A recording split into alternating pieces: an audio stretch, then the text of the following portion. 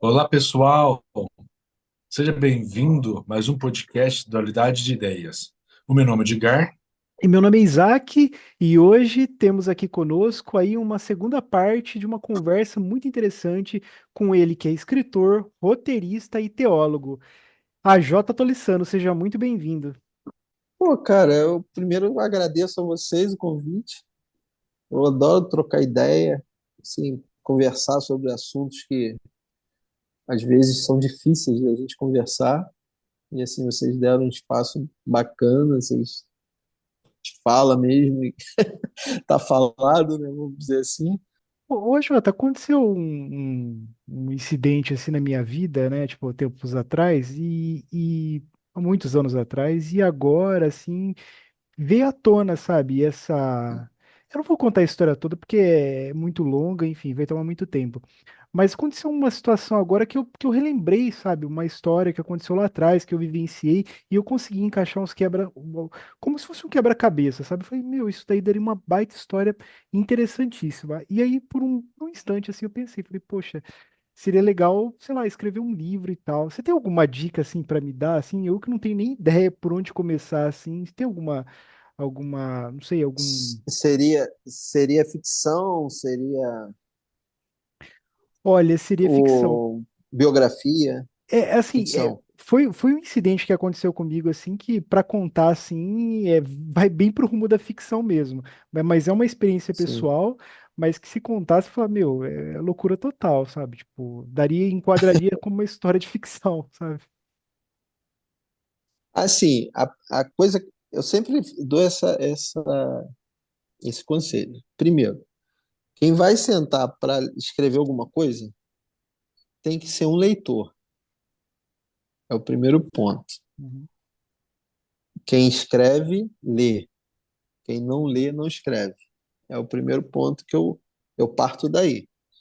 O segundo ponto é você estudar sobre livros tipo A Jornada do Herói,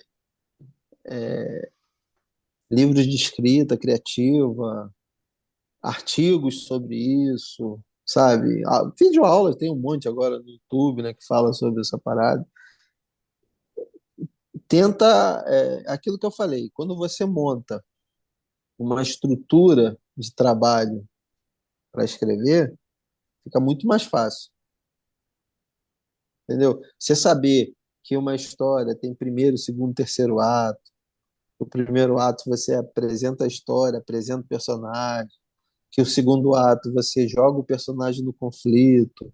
Você, nesse segundo ato também, vai ter o mentor desse protagonista, vai ter a principal dificuldade, ele vai para o fundo do poço para poder pegar fôlego e subir. No terceiro ato é a conclusão. Essas coisas básicas, né, de teoria, corre atrás primeiro disso,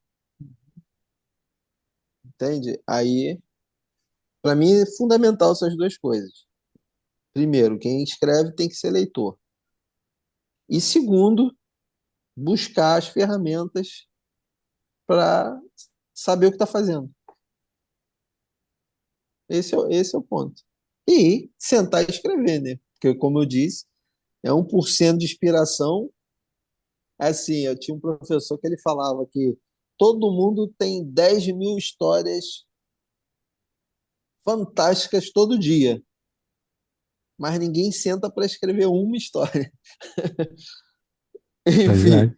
entendeu? Então, tipo, é isso, é você ser um leitor, estudar sobre o assunto, ver quais as ferramentas que você precisa para escrever um livro honesto e escrever. Quais são os autores favoritos e que te influenciaram muito no seu trabalho? Cara, como eu disse, Rubem Fonseca é um autor que me Hum, influencia muito, Lima Barreto, Machado de Assis, porra, cara, esse cara é um gênio. Esse cara escreveu sobre tudo, sobre todos os gêneros, de todas as formas. Cara, se esse cara nasce na nossa época, ele seria um cineasta também. O cara fazia de tudo. O cara escrevia crônica, contos, romance, poesia, enfim. O cara se metia em tudo e numa época que era complicada e sabendo que ele nasceu no morro, né? O Machado de Assis nasceu no Morro da Providência, não tinha muita facilidade. O cara funda a Academia Brasileira de Letras, é o maior autor de língua portuguesa hoje no mundo. Machado de Assis está sendo estudado em mais de 50 universidades pelo mundo, sabia disso? Mais de Caraca, 50 interessante isso. universidades. De universidade de língua portuguesa, de língua inglesa, de língua francesa, de língua alemã. O cara está sendo estudado. Caraca. E tem brasileiro que, porra, nunca leu um livro de Machado de Assis. É uma loucura.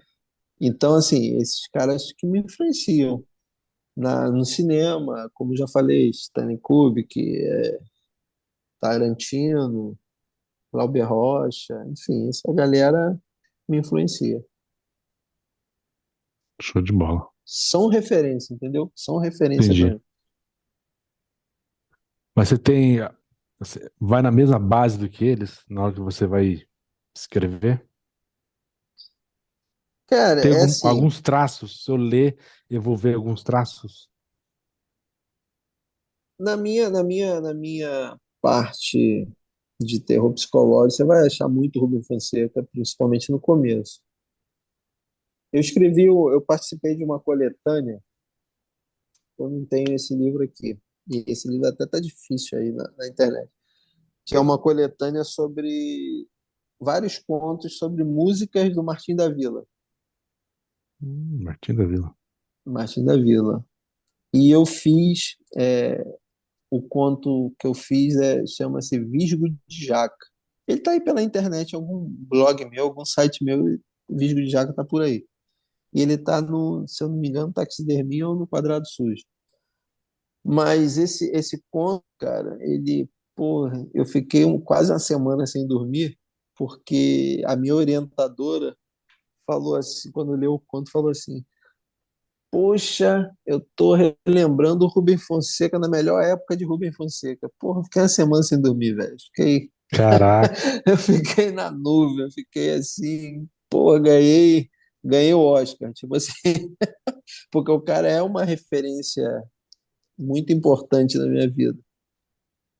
Mas com o passar do tempo também eu percebi que a gente tem que fugir disso, entende? A gente tem que ter a própria identidade. Mas é claro que todo autor você vai ver, assim, se você mergulhar no universo dele, você vai achar autores que influenciaram, todos são assim. Machado de Assis foi assim, Lima Barreto foi assim, Rubem Fonseca foi assim, e os que virão serão assim. Enfim. E você gosta do Saramago? Sim, José Saramago é maravilhoso, pô. Língua Show, show. portuguesa, José Saramago, Mia Couto, sabe? Esses caras em língua portuguesa, pô, são Top, top, né? né? Top, Top, top. top. Tem um filme que foi baseado no livro do Saramago, Ensaio para a Cegueira, se eu não me engano. É isso O mesmo. filme, Muito bom. cara, muito ruim esse filme, porque o Muito livro é outra parada. É outra parada. O livro é ruim. demais, entendeu? Então o livro não soube passar, ou foi por um caminho que não tem nada a ver com o livro. Acho que é do Mas Fernando enfim, Meirelles, né? O pô, filme. acontece. É, é do Fernando Meirelles. Errou feio nesse filme. Enfim, mas são coisas que acontecem, né? Acontece. Ô, Jota, o que te mantém motivado, assim, a continuar escrevendo, assim? De onde você tira a motivação para sempre continuar, sempre tá escrevendo um livro novo? Cara, eu amo fazer isso. Eu amo. Parece que se eu não fizer, não faz sentido. Sabe? Não é nem um livro novo, é uma história nova. Pode virar livro, pode virar roteiro, enfim. Se eu não tiver envolvido em alguma coisa, que eu estou contando alguma coisa que eu acho importante, sabe, para contribuir com a sociedade, para contribuir com a cultura, com a educação, enfim, com o pensamento, eu acho muito importante a gente pensar. Não faz sentido. Eu preciso estar fazendo alguma coisa, escrevendo alguma coisa, pensando em alguma coisa. E sempre quando eu penso em alguma coisa, eu preciso escrever sobre aquilo. É assim que eu mantenho esse. Parece um combustível, assim. O pensamento é um combustível. Eu estou todo o tempo pensando em alguma coisa. 10 vezes por dia eu escrevo uma sinopse e deixo guardado. Tipo, alguma hora eu vou escrever sobre isso. No meu computador, no meu iPad, eu tenho 100, 200 sinopses que podem ser desenvolvidas. Ô, Show. Alexandre, e o processo de pesquisa, assim, por exemplo, você escreveu um livro sobre o tema psicopata, né? Outro sobre esquizofrenia. Você fez uma Sim, pesquisa, assim, sim, sim. É. É claro que quando você leva para ficção e você vai trabalhar o terror psicológico, você precisa amplificar certas coisas. Uhum. A gente convive com vários esquizofrênicos, a gente convive com vários psicopatas ao nosso redor, só que em determinados graus. Aí, no caso, no livro, eu vou levar a 10ª potência, a 1000ª potência, sabe? Vou pegar aquele, mas tem que ter uma pesquisa para entender aonde eu posso e aonde eu não posso ir com o personagem. Porque mesmo você caindo na fantasia, na loucura, né? Tipo, o super-homem voa, você tem que tornar aquilo crível. Por que que o super-homem voa? Tem que ser crível, né? E é crível, todo mundo vai querer. Pô, o super-homem ninguém questiona, Uhum. não é verdade? Nessas pesquisas, a gente pesquisa para tornar o personagem crível, sabe? A gente não pode cair na loucura de inventar uma coisa que não existe. Ou se inventar uma coisa que não existe, ela tem que ir por um caminho que você acredite que ela existe. Enfim. Entendi. Mas, aproveitando isso, eu já vi casos de atores falando assim que pega o roteiro, ele mergulha, ele vai lá, dependendo do lugar, pesquisa. Vocês roteiristas, vocês também vai, por exemplo, vai falar de algum tema, você pesquisa de fato tudo para você fazer o Sim, roteiro, mergulha de sim. cabeça. E qual que foi o mais desafiador para você, como escritor, roteiro, que você teve que parar realmente e falar, "Nossa, esse aqui é difícil."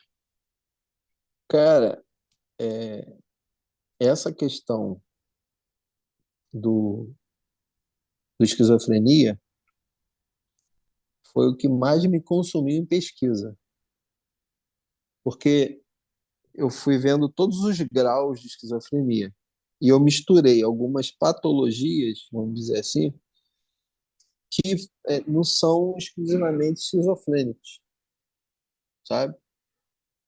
E aí eu tive que fazer uma pesquisa, eu levei mais tempo pesquisando que escrevendo. Caraca, É.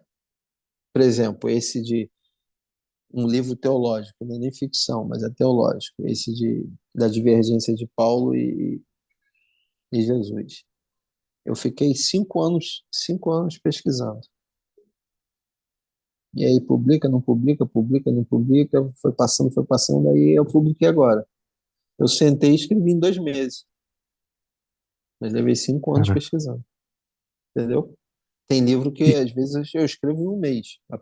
Claro que é o primeiro tratamento, o roteiro. Escrevi num mês, mas às vezes eu passei 1, 2, 3 anos pesquisando sobre o tema. como escritor brasileiro, Paulo Coelho é conhecido mundialmente e vendeu milhares e milhares de livros. Qual a sua opinião sobre o impacto dele na literatura contemporânea que influenciou várias outras pessoas? Você acha legal, bacana o que ele fez, essa obra dele enorme, para mostrar nós para o Brasil, pro mundo inteiro? Cara, Por mais o que não é a sua Brasil. linha, né? Não é. o brasileiro, geralmente, ele tem síndrome do vira-lata, né, cara? Então, o cara, quando faz muito sucesso, as pessoas sempre questionam o cara. É assim, se ele conseguiu comunicar, ele teve uma linguagem universal, ele teve uma linguagem que alcançou, né, uma cosmovisão mundial, é um cara que tem importância. Eu posso não Sim, consumir, eu posso não curtir o tipo de escrita dele, enfim, mas tenho, tenho como obrigação respeitar. Por quê? Porque é um cara que abriu portas, como você disse, né? Antes dele tem Jorge Amado, né, que sim, também sim. era bem lido lá fora.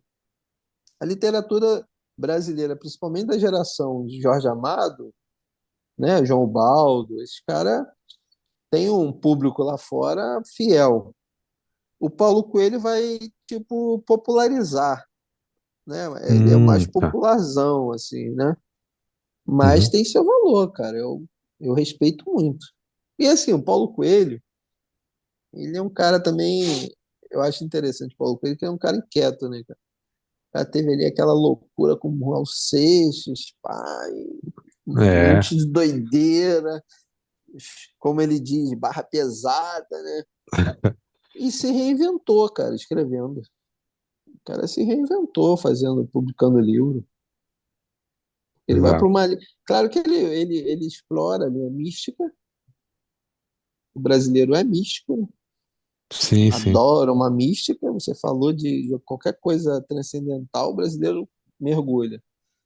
Ele explorou isso, não sei se consciente ou inconscientemente, não vou ser leviano para julgar, mas que é uma parada que dá certo. Mas tem muito, muito, muito valor, como tudo que leva, cara, o país para fora, a gente tem que começar a dar valor. O brasileiro tem síndrome de vira-lata. Parece que tudo lá de fora é melhor do que aqui, né? Você vê É, exatamente. música nossa brasileira, MPB consumida horrores, horrores, cara, no Japão, China, Coreia, na Europa, enfim, no próprio Estados Unidos, cara. Tom Jobim é rei nos Estados Unidos.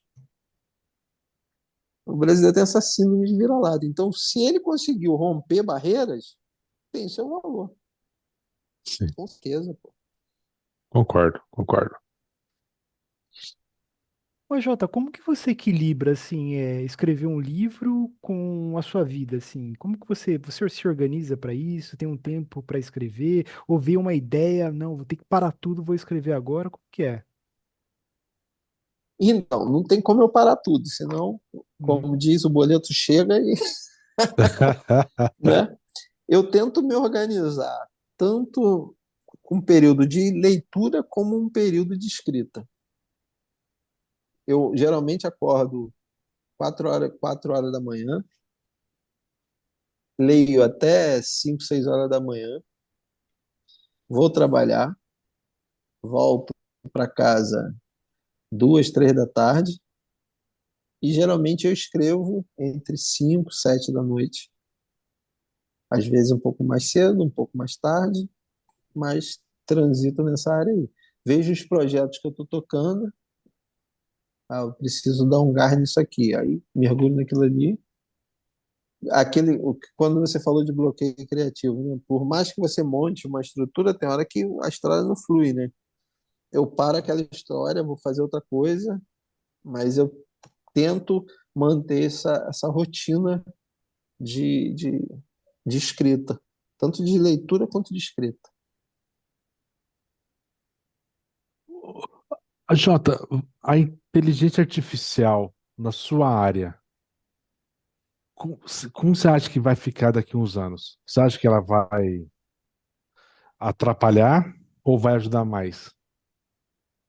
Então, cara, assim, o que é popular, é aquele chamado filme pipoca, a inteligência artificial vai suprir, que é uma maravilha. Mas Uhum. quando você vai falar de assuntos complexos, Ela até pode, mas você tem que ter retoque, você tem que botar algo mais ali, sabe? Então, assim, eu acho que o grosso, o filme Pipoca, o livro Hot, né, que é muito famoso na Amazon, eu acho que ela vai eliminar muita gente, né?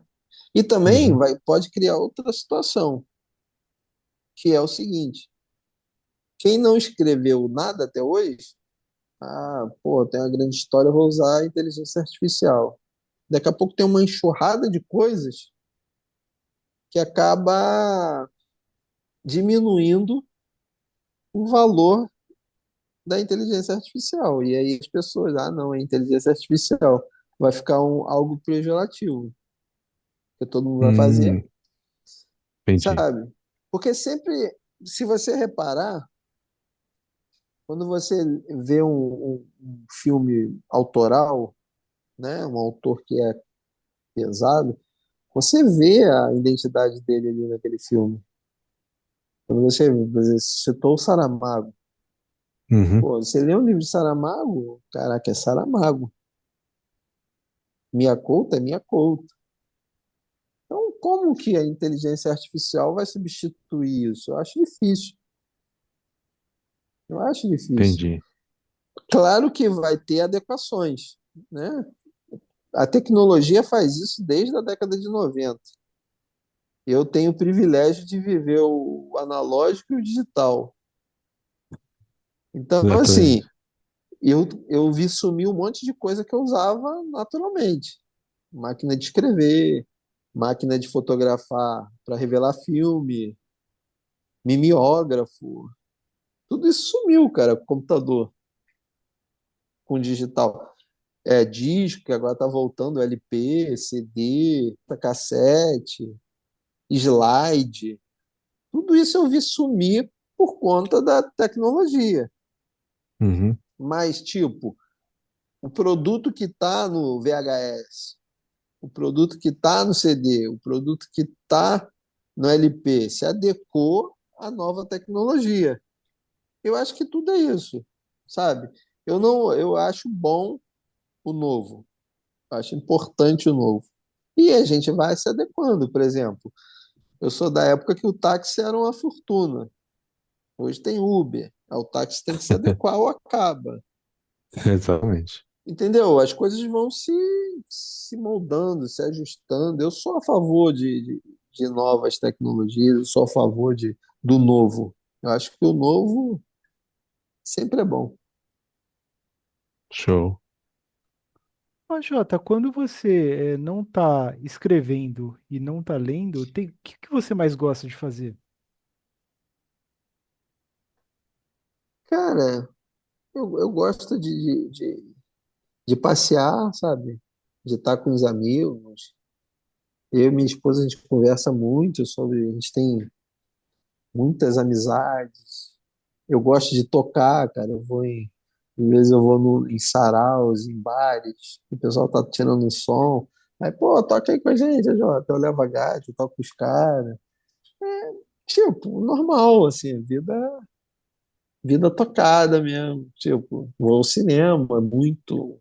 Hoje eu tenho ido menos, mas já fui mais.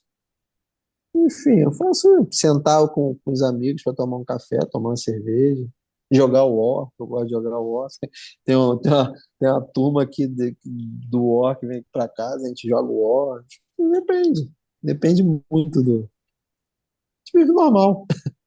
Eu achei que o AJ falou assim, eu vou lá ver o meu Vasco jogar, meu Pô, Vascão. cara, faz tempo que eu não vou a São Januário, cara. Pô, eu quase fui agora na volta do Coutinho, mas o horário deu problema, tava com compromisso no horário e no jogo do Corinthians também. Tem uma amiga que é sócia do Vasco e ia comprar o ingresso, não conseguiu, enfim. Tá- tem um tempo que eu quero ir lá em São Januário, não estou conseguindo, mas agora eu vou, pô, agora tem que ir, Agora tem que ir, né? agora Ele tem que tá ir. aí. Então, tipo, o jogo do Vasco, eu sempre vejo jogo do Vasco com amigos que são vascaínos, enfim, a gente marca para ver o jogo do Vasco. Legal. E você pensa hoje fazer algo pro futebol? Assim, uma. Que hoje tem muito pouco, né? A gente tem algumas histórias de futebol legais, por sinais que eu já assisti. Mas você pensa em fazer alguma coisa assim, voltado. Eu sei que não sei se é a sua área, mas fazer algo Sim. pro futebol também, nesse sentido? Cara, eu nunca parei para pensar sobre isso. Sério, agora você jogou uma luz aí. Não, porque Enfim, você tem filmes bons, por exemplo, Pelé, que é fantástico, tem do sim. Garrincha, mas falta mais, né? Acho que por nossa Tem, pô, cultura também. falta uma galera. Falta falar dos bastidores, né, do futebol. É uma, Exato. é uma ideia interessante, cara, porque, assim, eu me tornei vascaíno por causa de um tio, cara. Meu pai é tricolor, a família do lado do meu pai toda é tricolor, o lado da minha mãe tem vários, Botafogo, Flamengo, enfim. Só que esse meu tio pegou todos os sobrinhos e, pô, levou a São Januário quando era pequeno. Então, tipo, Caraca. eu com 9 10 anos, pô, eu peguei autógrafo de Roberto Dinamite. Aí, pô, não tem Nossa, como que não ser top! vascaíno, velho. Não tem como não ser, entendeu? Se- É impossível. Aí, porra, fui crescendo. Peguei, pô, dei a sorte, né, da minha adolescência de o Vasco ganhar tudo, cara. Eu com Sim. 20 e poucos anos, ali o Vasco ganhou, pô, Libertadores, Sul-Americana, enfim, ganhou um monte de brasileiro, eu vi dois, vi uma Copa do. Então, assim, eu tive essa sorte, né? Que a garotada, coitada, tá sofrendo aí. Mas, enfim, pô, eu vi Edmundo fazer chover no Maracanã, pô, 4-1 contra o Flamengo, que o Edmundo Nossa, jogão. detonou o Flamengo, enfim. Então, e aí, quando eu cresci, eu comecei, como eu gosto de ler muito, eu fui estudar a história do Vasco. Que é linda, por sinal. Pô, É uma história cara, forte aí eu tô demais. aqui arrepiado falando contigo. Porque, pô, é um time que 10 mil torcedores fizeram estádio. E, Exato. pô, antes, até o Maracanã ser construído, o São Januário é o maior estádio da América Latina. A Copa de 50 foi jogada No, em São no Januário. estádio. É. Porra, entendeu? A Copa de 50 foi jogada em São Januário. Várias Copas Américas foram jogadas em São Januário. Jogos de Libertadores foi jogado em São Januário. E assim, dos quatro grandes do Rio, sabe? Flamengo, Fluminense, Botafogo e Vasco. Os quatro grandes do Rio, o Vasco é o único que é da Zona Norte, cara. Os outros três são Zona Sul. Nossa, é verdade. É É, verdade. pô. Eu tinha O esquecido único que é disso, é Zona verdade. Norte é o Vasco. O único que É tá ali Vasco. no povão é o Vasco. Sabe? O É, único que deixou Operário jogar foi o Vasco. O único que deixou Negro jogar foi o Vasco, velho. foi o Vasco. Foi o primeiro, né? Se eu não me engano, né? Sim, o primeiro. E outra coisa, é o único clube do Rio de Janeiro que não teve ajuda nem de prefeitura, nem de estado para construir estádio, para fazer nada. Os outros três Forte. tiveram. Laranjeira teve dinheiro do estado, a Gávea teve dinheiro do município, Uhum. Luiz Severiano do Botafogo teve dinheiro no município, sabe? E, tipo, parece que existe uma má vontade. Eu pesquei, você deu uma boa ideia, acho que eu vou falar sobre a história do Vasco. Porque Não, porque é bacana. o que eu descobri sobre o Vasco, que o Vasco, se a FIFA reconhecesse todos os intercontinentais da história, o Vasco seria tricampeão mundial. 49, Caraca. 53, 57. 49, 53, 50. Depois você pesquisa sobre isso. O Vou Vasco foi, pesquisar. campe... o Vasco foi campeão em cima do Real Madrid, que não perdia 5 anos para ninguém. O Vasco foi campeão em cima do Arsenal, na Inglaterra, e em cima do São Paulo. Entendi. 49, 53 e 51. 57. 20. Porque o Vasco foi o primeiro campeão sul-americano de 48. O primeiro campeão Hum, sul-americano de clube foi o foi o Vasco, em Vasco. 48. Que a década de 40, a década de 50 do Vasco é imbatível. É imbatível. Não tinha Real Madrid, não tinha ninguém. Passou, Era, passou o saco no Real Madrid, Barcelona, Arsenal, Manchester, passou o saco em todo mundo. caraca. Entendeu? Mas aí a FIFA não reconhece, né, cara? Porque, ó, tem o Vasco, 49, 53 e 57. Tem o Palmeiras de 51, 51. É, sabe? Esses são títulos mundiais que a FIFA não reconhece. sim, Reconheceu sim. de 60 para frente. É, exatamente. Se Exatamente. ela desce, o Vasco é tricampeão mundial, pô. E é mesmo. E igualar o São Paulo. É. Ninguém, nenhum outro. Só o São É, Paulo. exato. Só o São Paulo. É. Mas, ó, uma boa ideia, viu? Pô, uma vez eu botei isso no Instagram, choveu, gente. O Pô, Vasco é mas é da tricampeão hora. mundial, pô. Né, e vocês teve um presidente que é o Eurico, que até hoje ainda é falado, né? Ele Sim, é sim. algo surreal. Ou ele é Deus ou é o diabo, né, cara? Não tem meio termo. Ficar Não, maluco. ele não tem. Tipo, Exatamente. eu conheci esse maluco, assim, de ver ele em São Januário, de falando. Cara, é uma figura que, tipo, te atrai. Tipo, Pô, você viu o documentário da Globoplay sobre ele? A vi, Globoplay vi, fez um. eu Então, vi. cara, eu vi aquela parada ali, maluco. Eu chorando, eu vi o documentário chorando, porque é uma coisa que foge da como se diz, da razão, cara. Futebol foge à razão. Por isso que o futebol é tão doido. Tipo, Exato. eu não tô em São Januário, há muito tempo que eu não vou, mas tipo, gritando com a torcida, pô, eu saio sem voz. Eu saio sem voz de São Januário. É uma coisa, Que é da uma hora. energia que é muito doida. E É, Eurico, cara, é, é uma figura muito, muito importante para o Vasco, sabe? Assim, falam muita coisa de Eurico, mas pô, o cara foi buscar o Sul-Americano de 48. Foram três títulos brasileiros, uma Libertadores, uma Mercosul, quase conseguiu o Mundial, sim, quase sim. conseguiu o Mundial. Sabe, eu acho que a dificuldade do Eurico, ele era uma pessoa polêmica, ele arrumou briga com pessoas que não eram para arrumar, sabe? Porque era pra brigar, né? É, não era para brigar. Ele é Enfim, igual o Juvenal Juvencio do São Paulo. sim, por aí. Por É aí. outra figura também Entendeu? Por isso que eu falo, acho que interessante. falta nessa área, assim, mais filmes, mais em relação Sim, a esses casos, assim. eu gostei da ideia. Vou seguir Tamo essa junto. trilha aí. E, tipo, cara, não é porque eu sou Vasco, mas é uma torcida enganjada, sabe? Porque o tanto que sofreu já é pra ter abandonado o time, cara. Verdade. Porra, cara, tipo, o último jogo, a goleada com o Flamengo, que foi o cúmulo do cúmulo, porra, nunca mais eu vejo essa merda, maluco. Acabou aqui. Aí, pô, ganhou o São Paulo, mano, já mudou tudo. Tipo, é uma loucura isso, cara. Só a torcida do Vasco faz isso. É sensacional, cara. É sensacional. Isso é da hora. Ô, Jota, você tem uma versão fiel, literal e fiel da Bíblia, né?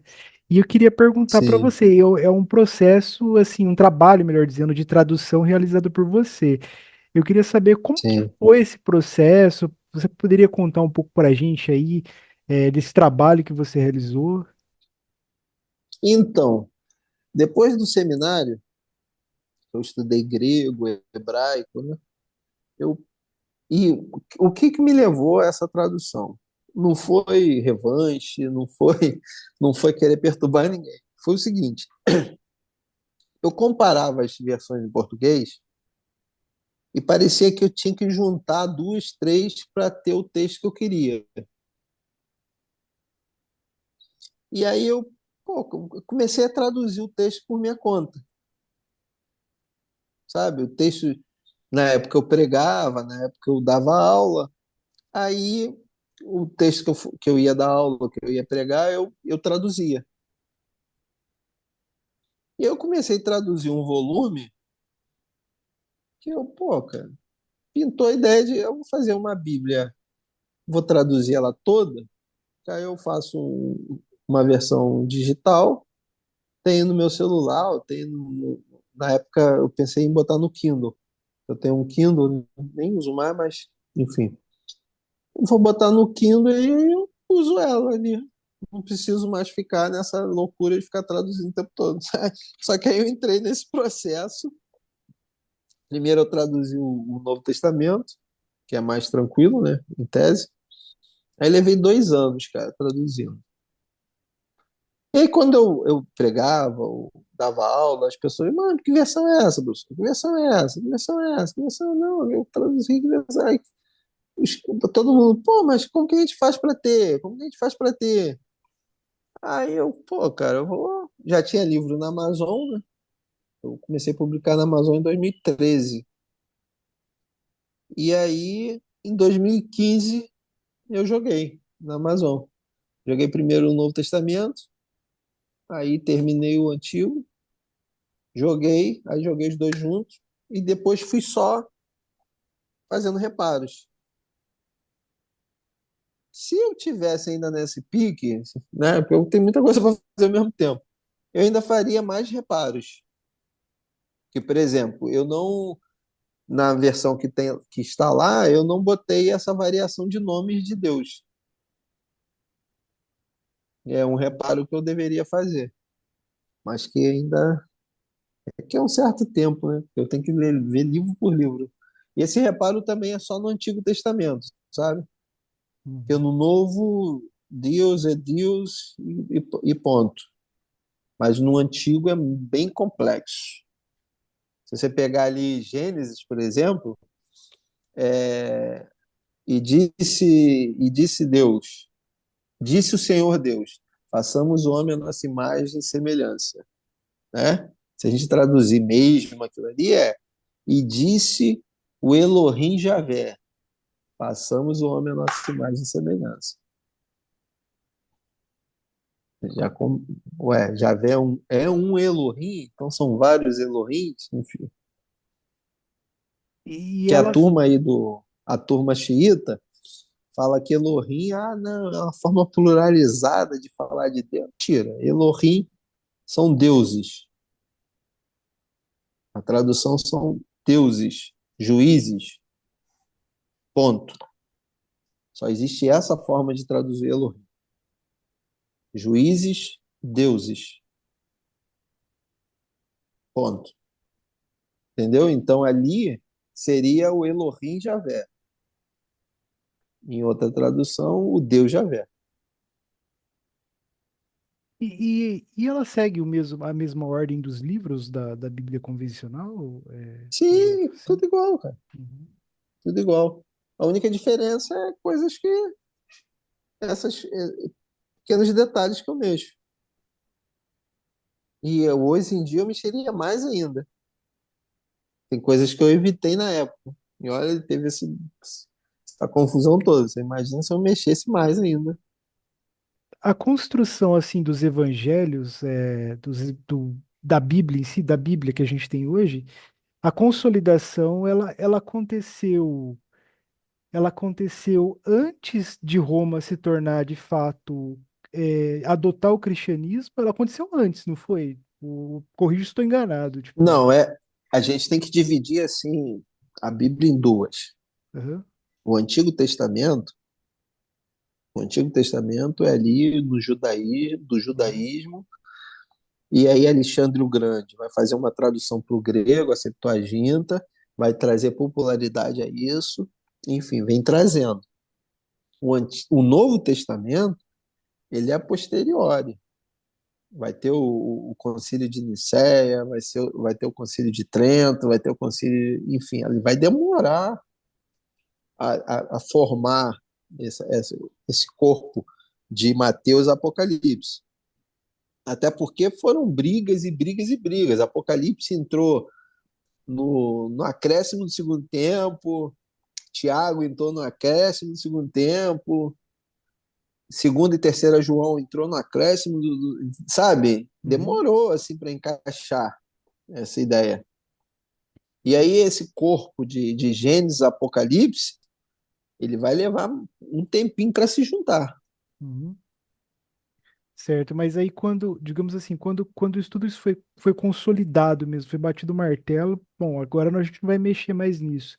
O Império Romano, ele já tinha adotado o cristianismo como principal religião, assim? Ou Já, isso já? já, Entendi, já, já. O entendi. Império Romano que trabalhou para que esse livro fosse construído. Ó, Jota, você deu uma aula agora nessa parte, e eu vou fazer uma pergunta sobre isso.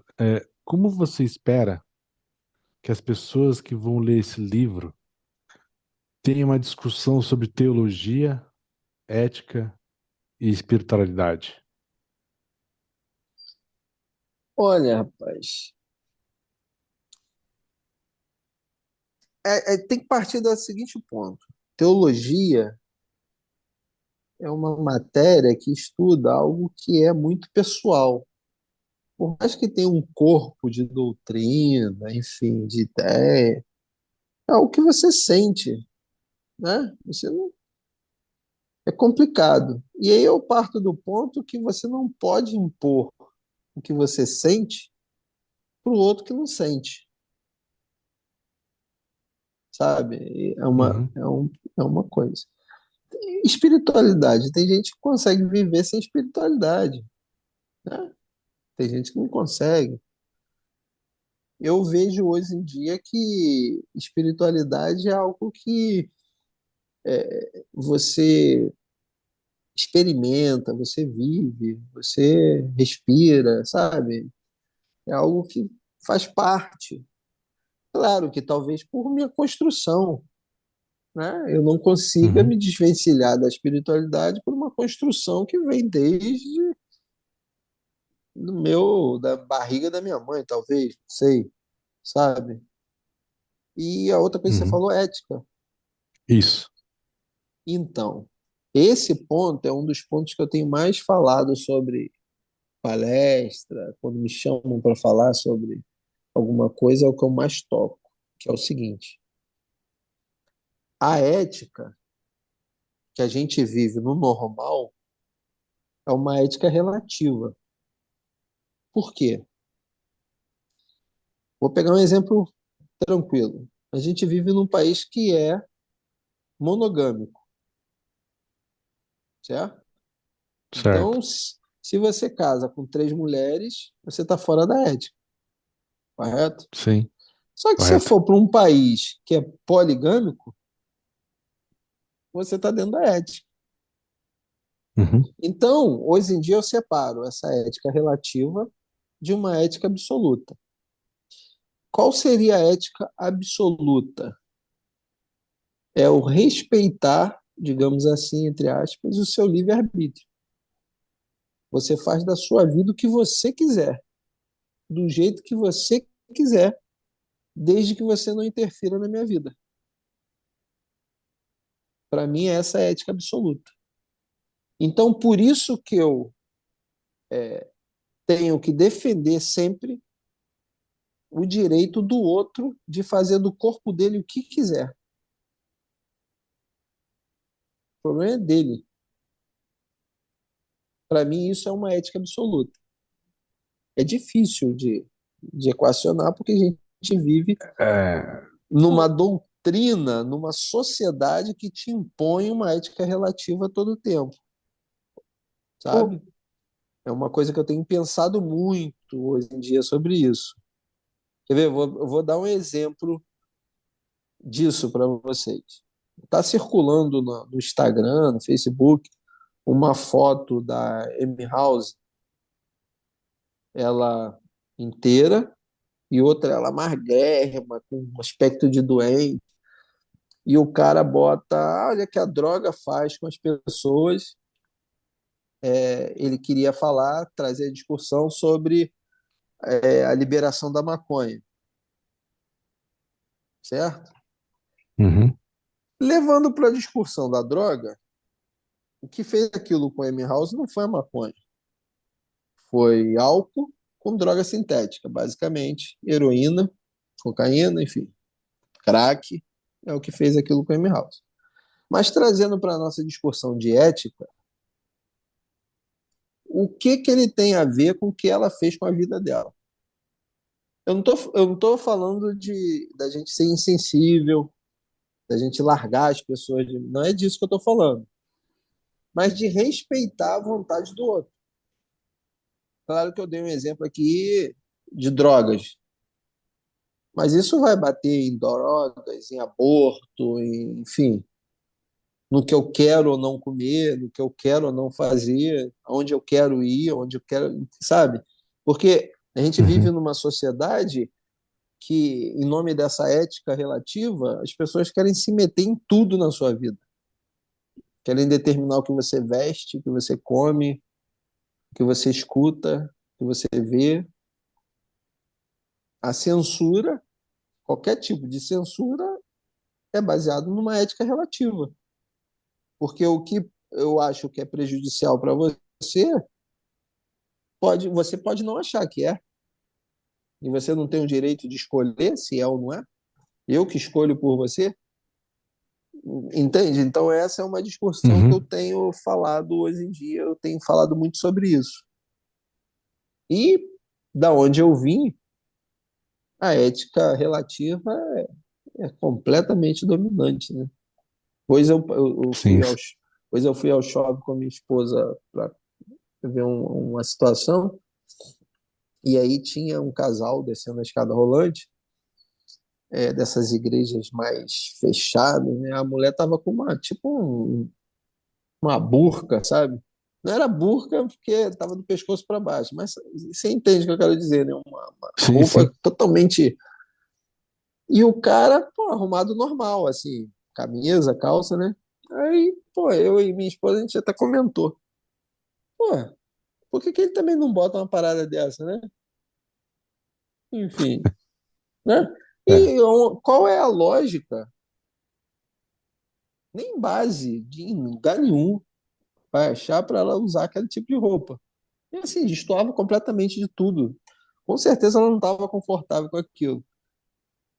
E aí minha esposa falou um negócio aqui que é o maior perigo disso tudo, que é o seguinte, mas eles se baseiam em revelação.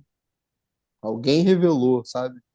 Uhum, Eis que te digo aquela coisa, sabe? Deus disse, usa assim. Sabe o perigo disso? Então, essa ética relativa leva muito para isso, né? Esses caras, Deus mandou vocês, pô, andar de calça vermelha e camisa azul. Só pode andar assim, senão vai para o inferno. Sabe, essas coisas? É mais ou menos por aí. E eu tenho falado um pouco sobre isso. Geralmente, quando eu sou chamado para palestra, assim, esse. Foi quando agora? Uns 3, 4 meses atrás, eu dei uma palestra num cruzeiro, esses navios aí que saem para. Teve uma conferência lá e me chamaram para falar. Eu falei sobre isso, sobre essa diferença, que a gente precisa entender isso, ética relativa e ética absoluta. Quando que a gente interfere na vida do outro? A gente está interferindo o tempo todo, né? sim. Respeitar o que o cara quer ou não, deixa de fazer, o problema é dele. Então, por que que eu tenho que punir se o cara tá andando com droga dentro do bolso, assim, da calça, na mochila, ou vou invadir a casa dele porque tem um pé de maconha? Não, o problema é dele. Mas isso, pô, a gente precisa evoluir num grau, porque todo mundo quer interferir na vida do outro, enfim. É. E o Brasil falta muito, hein, a Jota, hein? Crescer muito, evoluir. Desculpa, Pô, Isaac, mas olha, falta muita muito coisa. ainda, hein? Ô, Jota, você fez esse comentário aí, agora me surgiu algumas interrogações assim, tipo, quero saber o seu ponto de vista. Porque assim, você falou que a partir do momento que a pessoa ela vive da maneira que ela quer, ela faz o que ela quer, contanto que não interfira na vida dos outros, beleza, tipo, vida que segue. Mas assim, você acha que como que eu posso falar? Isso no começo pode ser que flua dessa forma, mas você acha que lá na frente não vai acabar criando assim alguns impactos assim na vida de outras pessoas, assim, de familiar. Eu digo falando assim de sociedade mesmo, né? Porque tem assim até um exemplo de uma família que é conhecida da minha família, que tem uma jovem que a princípio ela começou, né? é, Usar droga e tal, né? Se tornou uma usuária de droga, e a princípio até que tava tudo bem, ok. Mas aí esse vício foi aumentando, aumentando, e ela começou a ir para casa, sabe, roubar as coisas de casa para poder comprar droga, e começou a fazer na vida da família dela, sabe, tipo, é, um transtorno, criando um grande transtorno. E até que essa garota ela engravidou, né? Se relacionou com alguém, engravidou, teve uma bebezinha e a avó dela tá com a guarda, a avó dela não, a mãe dela, né, que é a avó da bebê tá com a guarda, mas às vezes ela vai Sim. lá, ela quer pegar a criança e fica brigando que quer levar a menina embora. E é um transtorno, sabe? E é aquele tipo de pessoa que se alguém oferecer qualquer tipo de droga pra ela a troco da criança, ela vai vender tranquilamente, sabe? Porque a Ela vai pessoa já vender tranquilo. então, assim, no Sim. começo ali, nasceu como algo assim. Olha, só ela que tá usando? Beleza, mas sabe quando a coisa vai se ramificando, vai tomando uma proporção assim maior? O que que você acha, assim, em relação a isso, assim, desse exemplo? Então, cara, vamos lá. Começou a interferir na vida do outro, Uhum, correto? Entra de novo a ideia da culpa e do medo. Por quantos anos ela tinha? olha, quando ela começou, ela tinha uns 14 anos, mais ou menos. Hoje ela tá com uns 21 anos, mais ou menos. Então, quando ela começou a roubar coisas dentro de casa, aí eu vou, me entenda bem, eu não vou ser aqui, eu não estou sendo cruel, ou eu penso dessa forma. É Uhum, claro que você me deu uma situação extrema e uhum, eu vou te falar uma resposta extrema. uhum, Qual é não a necessidade, mas, como eu vou dizer, por que que essa família tem que ficar com ela dentro de casa? Percebe? Entende? Ah, não, porra, minha filha, eu amo, coisa e tal. Beleza. Pô, você quer ficar aqui? É desse jeito. Ah, não, então segue seu rumo. Entende? uhum, Claro que eu estou falando de um extremo que você está me apresentando.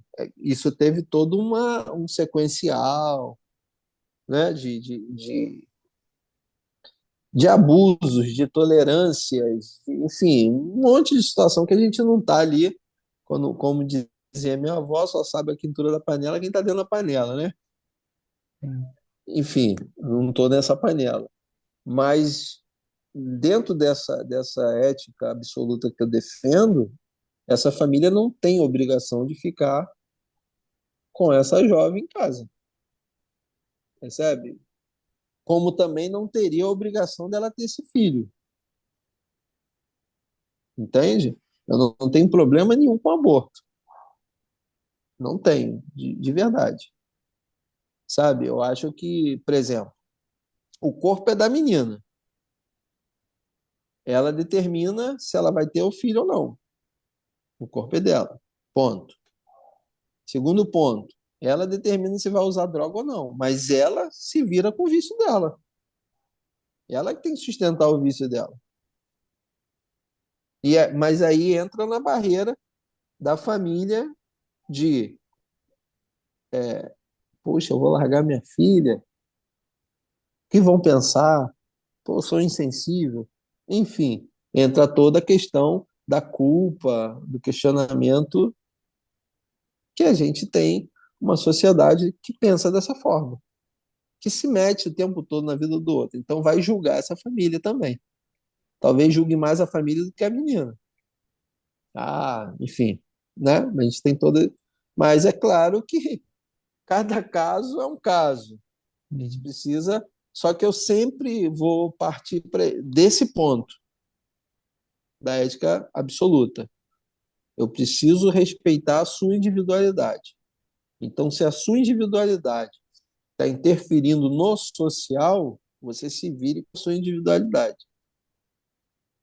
Simples assim.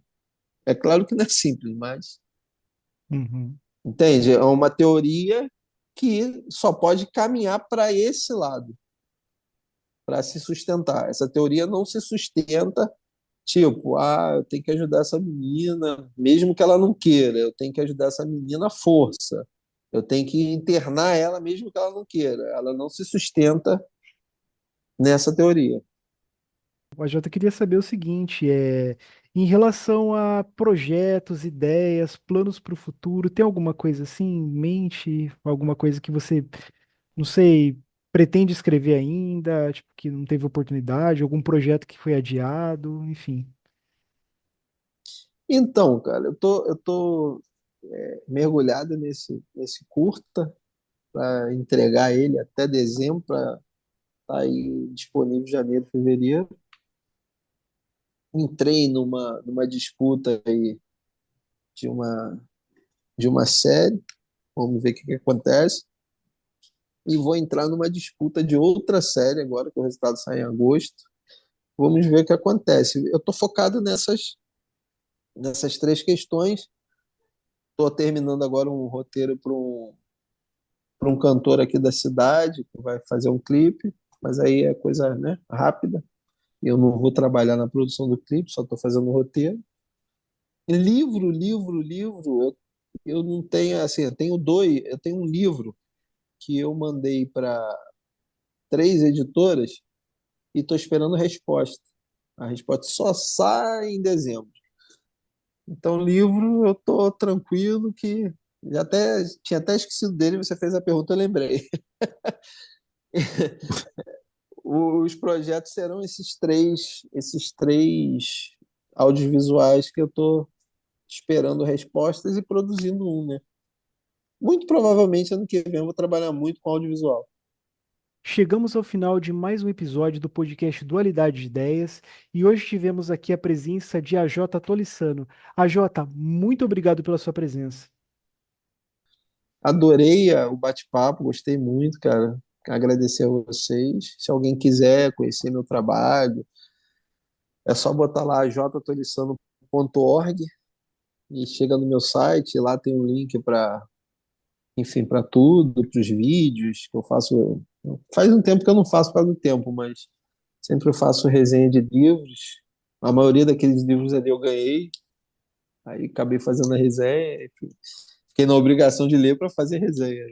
O pessoal sabe que eu gosto de ler e manda o livro para mim. Aí eu Legal. leio e faço a resenha. Enfim, quiser conhecer o trabalho é esse, ajtolissano.org. Estou à disposição aí, cara, quando precisarem, quiserem trocar ideia ou qualquer coisa, pode contar comigo. Pessoal, compartilhe, segue a gente, compartilhe para o seu amigo, para os seus colegas. Temos Twitter, temos Facebook, Instagram e YouTube. Galera, segue a gente lá nas nossas redes sociais. Muito obrigado, valeu, até a próxima.